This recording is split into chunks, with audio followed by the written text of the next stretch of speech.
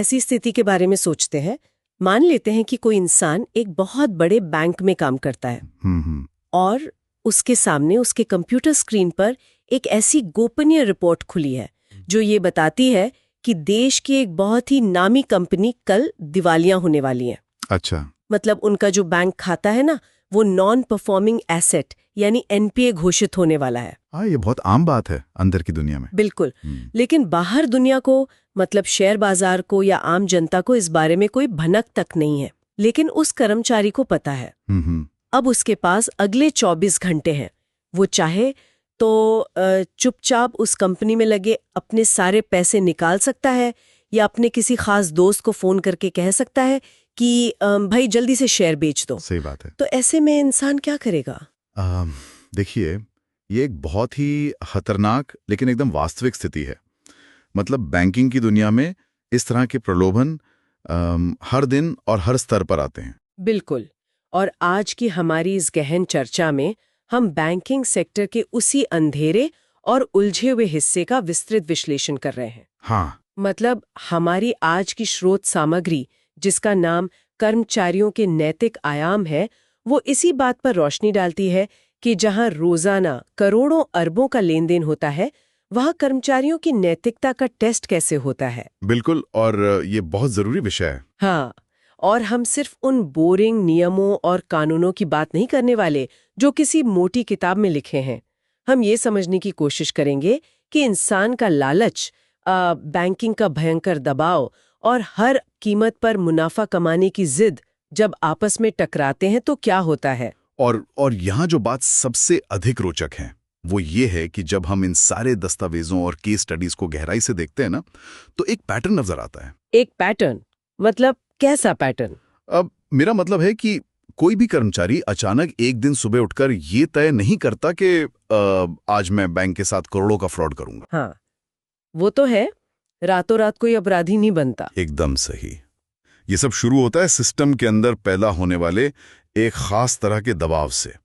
मनोविज्ञान में, मतलब साइकोलॉजी में, इसे पर्सन सिचुएशन इंटरैक्शन कहते हैं। व्यक्ति और स्थिति का टकराव है ना? बिल्कुल। मतलब इंसान शायद अपनी फितरत से बुरा नहीं है, लेकिन स्थिति उसे ऐसा बना देती है, और स्रोत सामग्री इसी बात को बहुत गहराई से समझाती है। तो चलिए उसी स्थिति, उसी जड़ से शुरू करते हैं। बैंकिंग की इस पूरी कॉर्पोरेट व्यवस्था में एक शब्द है जो शायद हर कर्मचारी की नींद उड़ाए रखता है। मुझे अंदाजा है आप किस तरफ जा रही हैं। हाँ, वो शब्द है की परफॉर्मेंस इंडिकेटर्स, या सीधे शब्दों में कहे तो केपीआई। ओहो, केपीआई। बिल्कुल। मैंने कई बैंकर से बात की है और उनका कहना है कि ये केपीआई किसी ट्रेडमिल की तरह है। बहुत सही तुलना है ना? मतलब आपने इस महीने का टारगेट पूरा किया तो अगले महीने ट्रेडमिल की स्पीड और बढ़ा दी जाती है। एक समय के बाद इंसान दौड़ने का मजा नहीं ले रहा होता, वो बस मशीन से मुंह के बल गिरने से बचने के लिए अपने पैर चला रहा होता है। ये ट्रेडमिल वाली बात एकदम सटीक बैठती है यहाँ। देखिए, जब मैनेजमेंट किसी भी कर्मचारी का, चाहे वो लोन पास करने वाला जूनियर ऑफिसर हो या टॉप लेवल का एग्जीक्यूटिव, हाँ, जब उसका एवैल्यूएशन सिर्फ इस बात पर होता है कि उसने नंबर्स कितने दिए, तो दिक्कत शुरू होती है। मतलब सिर्फ क्वांटिटेटिव टारगेट्स। बिल्कुल, क्वांटिटेटिव टारगेट्स, यानी आपको इस महीने 100 क्रेडिट कार्ड बेचने हैं या 50 करोड़ का लोन बांटना है। बाप रे। हाँ, और जब सिर्फ यही एक चीज मायने रखती है, तो ये जो सिस्टम है ना, वो अनजाने में ही एक बहुत ही स्वार्थी और शॉर्ट टर्म सोच को जन्म दे देता है। लेकिन एक सेकंड, मुझे यहाँ थोड़ा सा डाउट है। बताइए। टारगेट्स तो हर इंडस्ट्री में होते हैं ना? मतलब एक कार बेचने वाले के भी टारगेट हैं, एक सॉफ्टवेयर कंपनी के भी टारगेट हैं। हाँ, बिल्कुल होते हैं। तो फिर बैंकिंग के केपीआईज में ऐसा क्या अलग है जो इसे इतना खतरनाक बना देता है? बहुत अच्छा सवाल है। इसका सीधा जवाब है प्रोडक्ट का नेचर। मतलब जब आप कार बेचते हैं तो आप एक फिजिकल चीज बेचते हैं। सही है। लेकिन बैंकिंग में आप पैसा और भरोसा बेच रहे हैं, और वो भी किसका पैसा? किसी और का पैसा। ओहो, हाँ, डिपॉजिटर्स का पैसा। बिल्कुल। जब एक बैंकर पर अनगिनत खाते खोलने या अंधाधुन लोन बांटने का दबाव होता है, तो वो ये देखना बंद कर देता है कि सामने वाला व्यक्ति लोन चुकाने के लायक है भी या नहीं। वो बस अपना टारगेट देखता है। एकदम सही। टारगेट पूरा करने की अंधी दौड़ में अयोग्य लोगों को पैसा दे दिया जाता है। तरीका नैतिक है या अनैतिक, ये बात पीछे छूट जाती है। मैनेजमेंट को बस बैलेंस शीट पर नंबर्स दिखने चाहिए। यानी जब बॉस का मैसेज साफ हो कि मुझे नहीं पता कैसे, बस मुझे रिजल्ट्स चाहिए, तो एम्प्लॉय कोई ना कोई शॉर्टकट ढूंढ ही लेता है। हाँ, और यहीं से पद का दुरुपयोग शुरू होता है। और पता है, जब हम करप्शन या फ्रॉड की बात करते हैं तो हमारे दिमाग में सीधे वो करोड़ों के घोटाले आते हैं। बड़े बड़े नाम आते हैं दिमाग में। बिल्कुल। हाँ। लेकिन इस दस्तावेज को पढ़कर समझ आता है कि आचार संहिता यानी जो बैंक का कोड ऑफ कंडक्ट है, उसके टूटने की शुरुआत बहुत ही छोटे स्तर से होती है। सही कहा आपने। इसे हमारी भाषा में स्लिपरी स्लोप कहते हैं। मतलब शुरुआत करोड़ों के गबन से नहीं होती है। तो फिर कैसे होती है? शुरुआत होती है एक छोटे से झूठ से। मान लीजिए कर्मचारी अपने परिवार के साथ छुट्टियों पर गया है। अच्छा। लेकिन वापस आकर वो उस ट्रिप को ऑफिशियल मीटिंग दिखाकर बैंक से ट्रैवल बिल पास करवा लेता है। अरे बाप रे, हाँ, ये तो बहुत आम बात लगती है सुनने में। बिल्कुल। या फिर किसी वेंडर का कॉन्ट्रैक्ट पास करने के बदले उससे कोई महंगा गिफ्ट स्वीकार कर लेता है। और सुनने वालों को शायद लगे कि अरे ये तो सब करते हैं कॉर्पोरेट में, इसमें क्या बड़ी बात है। हाँ, यही तो खतरनाक सोच है। लेकिन ये छोटे छोटे समझौते ही उस ईमानदारी की दीवार में पहली दरार पैदा करते हैं। बिल्कुल। और जब ये दरार बड़ी होती है ना, तो ये इनसाइडर ट्रेडिंग जैसे गंभीर अपराधों का रूप ले लेती है। हाँ, इनसाइडर ट्रेडिंग वही स्थिति जिससे हमने आज की इस चर्चा की शुरुआत की थी। बिल्कुल भाई। देखिए, इनसाइडर ट्रेडिंग सिर्फ फिल्मों में नहीं होती है। बैंकों के पास पूरी अर्थव्यवस्था की सबसे संवेदनशील जानकारी होती है। हाँ।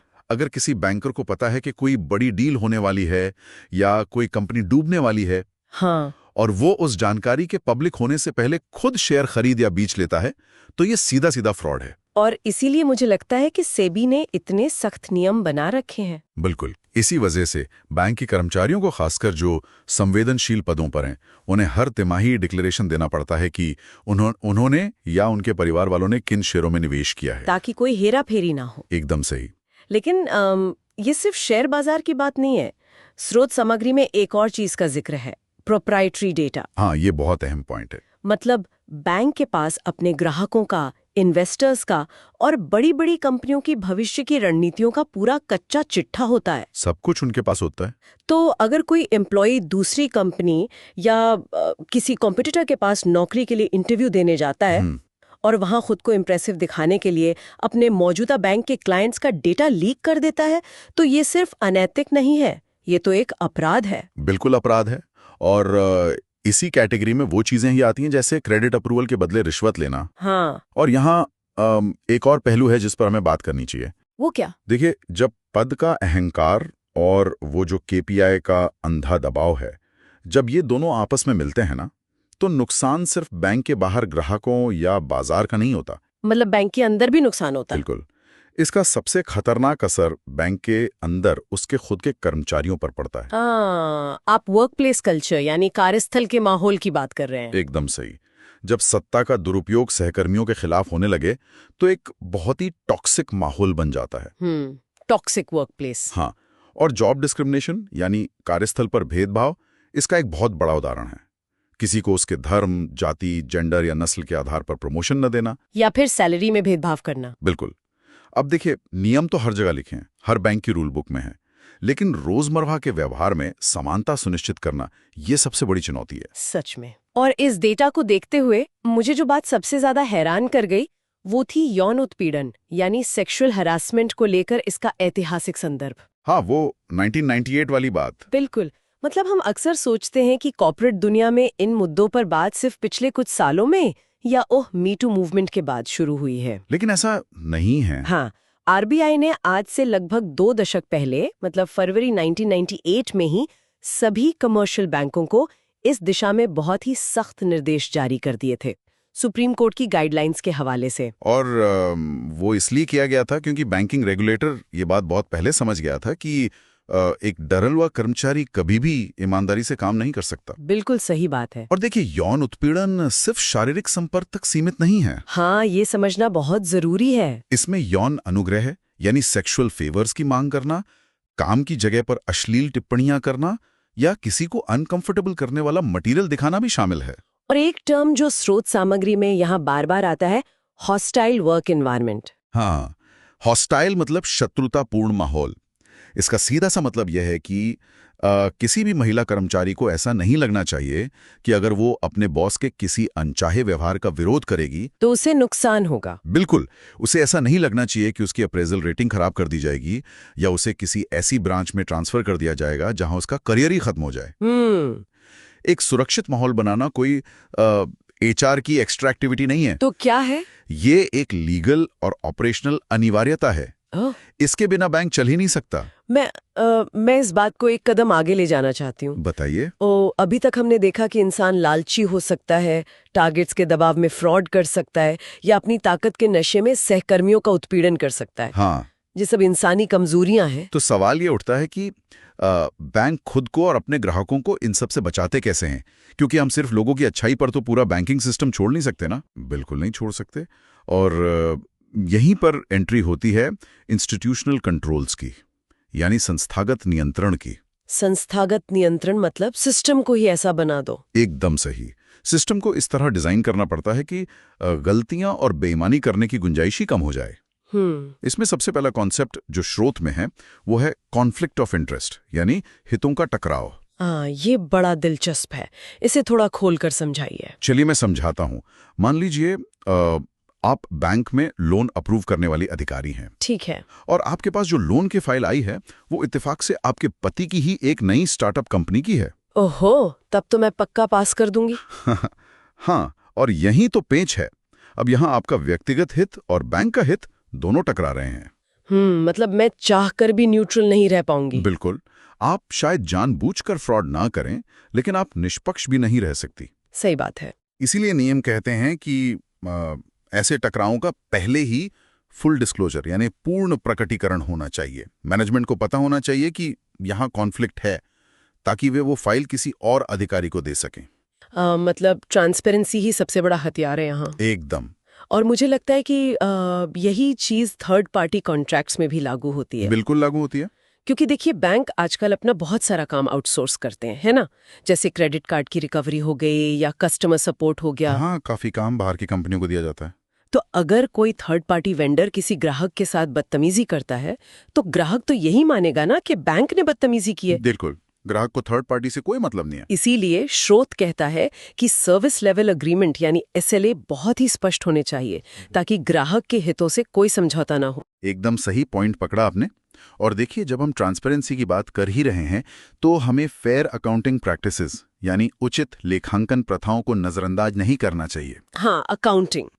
कागजों में हेराफेरी करके बहुत बड़े बड़े घोटाले किए जाते हैं। हाँ, मुझे इसी पॉइंट पर आना था। यहाँ स्रोत में अकाउंटिंग स्टैंडर्ड 18 मतलब AS 18 का बहुत जिक्र है, जिसे ICAI ने रेकमेंड किया है और RBI ने बैंकों के लिए जरूरी बना दिया है। हाँ, ये AS 18 बहुत महत्वपूर्ण है। मैं इसे ऐसे समझती हूँ कि जैसे क्रिकेट में थर्ड अंपायर का कैमरा होता है ना। Third umpire? अच्छा, कैसे? मतलब जब फील्ड अंपायर को समझ नहीं आता कि बैट से लगकर कैच हुआ है या पैड से, तो वो थर्ड अंपायर को बुला लेता है। हाँ, वो स्क्रीन पर देखते हैं। बिल्कुल, जो हर एंगल से जूम करके देखता है कि असल में हुआ क्या है। तो क्या ये जो AS 18 है वो भी कुछ ऐसा ही है क्या? आपकी एनालॉजी काफी अच्छी है, लेकिन चलिए उसे थोड़ा बैंकिंग की जमीन पर उतारते हैं। हाँ, बताइए। AS 18 असल में एक रिलेटेड पार्टी डिस्क्लोजर के बारे में है। ठीक है। इसे ऐसे समझिए, मान लीजिए एक बैंक है। ठीक है। और उस बैंक के प्रमोटर की एक अपनी अलग सीमेंट कंपनी भी है। अच्छा, मतलब बैंक के मालिक की ही कंपनी है। बिल्कुल। अब नियम तो यह है कि बैंक निष्पक्ष रूप से बाजार में सबको लोन दे। हाँ, वही तो काम है बैंक का। लेकिन अगर बैंक जानबूझकर बाजार के रेट से बहुत कम ब्याज पर उस सीमेंट कंपनी को यानी अपनी रिलेटेड पार्टी को करोड़ों का लोन दे दे तो क्या होगा? तो ये तो बैंक के शेयरधारकों और डिपॉजिटर्स के पैसों की सीधे सीधे चोरी हुई ना। मतलब पिछले दरवाजे से अपनों को फायदा पहुंचाना। बिल्कुल, आपने एकदम सही शब्द इस्तेमाल किया, चोरी। और यही वजह है कि AS 18 जैसी चीजें बनाई गई हैं। ये नियम बैंकों को मजबूर करते हैं कि वे अपनी बैलेंस शीट के नोट्स टू अकाउंट्स में ये साफ साफ लिखें कि उन्होंने साल भर में अपनी सब्सिडियरी कंपनियों, प्रमोटर्स या किसी भी रिलेटेड पार्टी के साथ क्या क्या लेन देन किया है, ताकि सबको सब कुछ पता रहे। बिल्कुल। अगर ये डिस्क्लोजर नहीं होगा तो कोई भी बैंक अंदर ही अंदर खोखला हो जाएगा और बाहर किसी को पता ही नहीं चलेगा कि पैसा गया कहाँ। लेकिन यहाँ एक बात है। क्या? ये सब ना सुनने में बहुत अच्छा लगता है। मतलब AS 18, SLA, full disclosure, code of conduct. हाँ, कागज पे सब अच्छा लगता है। वही तो, पर मेरी परेशानी ये है कि हम तो रोज न्यूज़पेपर में बड़े बड़े बैंकिंग फ्रॉड पढ़ते हैं, तो क्या ये सारे स्टैंडर्ड्स और नियम सिर्फ कागज पर ही अच्छे लगते हैं? आखिर सिस्टम फेल क्यों हो जाता है? ये बहुत ही वाजिब सवाल है और इसका जवाब ये है कि कोई भी नियम या सॉफ्टवेयर अपने आप लागू नहीं होता। तो कौन करता है? इंसान। बिल्कुल, उसे इंसान लागू करते हैं और यहीं पर ह्यूमन रिसोर्स और लीडरशिप की भूमिका सबसे अहम हो जाती है। लीडरशिप का क्या रोल है इसमें? देखिए, अगर किसी बैंक का वर्क कल्चर खराब है तो अच्छे और ईमानदार कर्मचारी वहां टिकेंगे ही नहीं। टैलेंट को रोके रखने के लिए सिर्फ अच्छी सैलरी काफी नहीं होती, तो और क्या चाहिए होता है? सुशासन, यानी गवर्नेंस भी चाहिए। अगर कर्मचारी खुश और प्रेरित नहीं है तो वे ग्राहकों को क्या सर्विस देंगे? बात तो सही है, लेकिन अगर कुछ गलत हो भी रहा है तो कोई आवाज क्यों उठाएगा? हर किसी को अपनी नौकरी प्यारी है। एकदम सही। और इसीलिए विसल ब्लोअर पॉलिसी इतनी जरूरी होती है।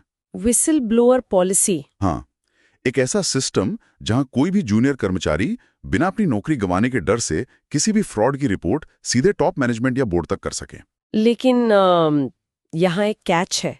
कैसा कैच? मान लीजिए विसल ब्लोअर पॉलिसी भी है, सब कुछ है, लेकिन एक जूनियर एम्प्लॉय देखता है कि उसका बॉस खुद ही टारगेट्स मीट करने के लिए फाइलें इधर उधर कर रहा है।